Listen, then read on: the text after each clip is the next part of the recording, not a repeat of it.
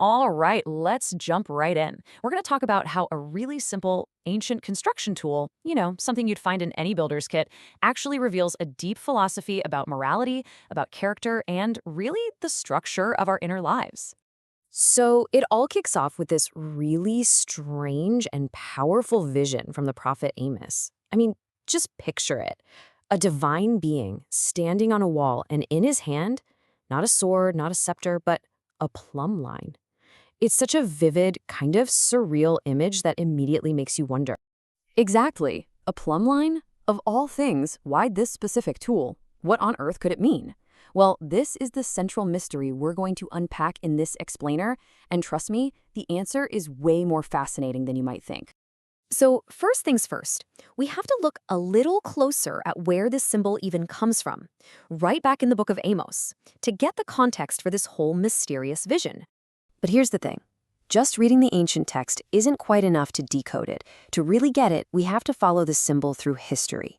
And that path, it leads us to a pretty unexpected place, the symbolic world of Freemasonry. You see, Masons have this long tradition of taking the tools of old-school builders, like the Plumbline, and using them to teach these profound moral truths. Okay, so let's see how Freemasonry really runs with this idea. This is where we get to unlock the symbolic meaning of the plumb line and watch it transform from just a simple tool into a powerful compass for how to live your life. In Masonry, the plumb line stops being just a weight on a string. It becomes the ultimate symbol for rectitude, which is a great word. It just means moral uprightness, having integrity and the strength to walk a straight path that's in line with truth. And this is where it gets really cool. Look at the parallel here. Physically, a plumb line tells a builder if a wall is perfectly straight up and down, if it's true. Well, symbolically, it does the exact same thing for a person's character. It's a tool to measure our own inner verticality, our moral alignment. Now, to understand who sets the standard, you need to know this term, the GAAOTU, or the Grand Architect of the Universe. This is the Masonic way of talking about a supreme being, the ultimate builder, whose perfect design is the standard that all other work is measured against. And this really gets to the heart of it all. The plumb line represents a universal, non-negotiable moral standard.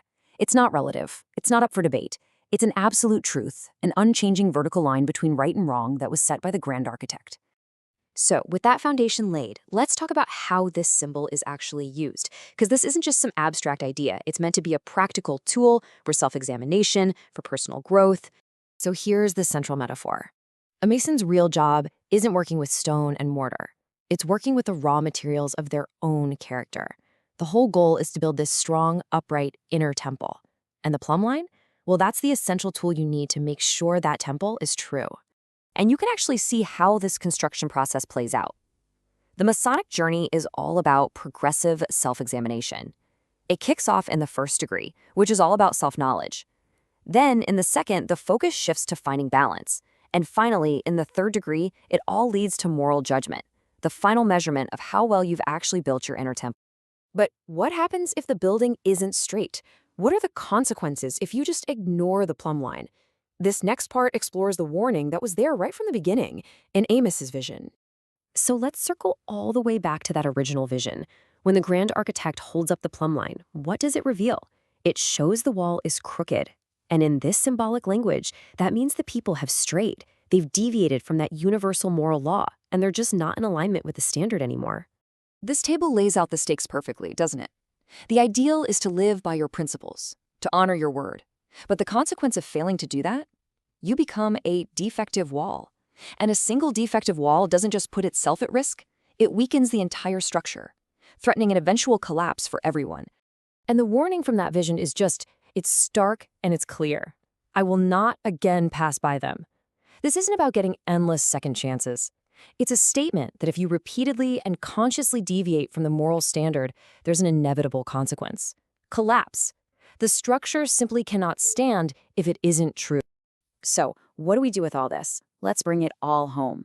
In our final section, we're going to translate these big, powerful ideas from scripture and symbolism into practical principles for building a better life right now. When you really boil it all down, the plumb line leaves us with 3 huge actionable lessons. First, You have to have constant self-examination. Second, there has to be consistency. Your actions have to line up with your words. And third, you have to get this idea of collective responsibility, that your personal integrity actually supports the strength of the whole community. Ultimately, it all comes down to this one simple, powerful idea. Think about it. You can't build a skyscraper without a level and a plumb line, right? Well, in the same way, you can't build a life of character or a just society without a clear, unwavering moral standard. And in the end, that's what the plumb line is all about. It's an invitation to check in with yourself. It encourages us to hold ourselves to a high standard, to constantly check our own alignment, and to make sure our inner temple is strong, true, and built to last. So, as we wrap this up, it leaves us all with a pretty profound question to think about.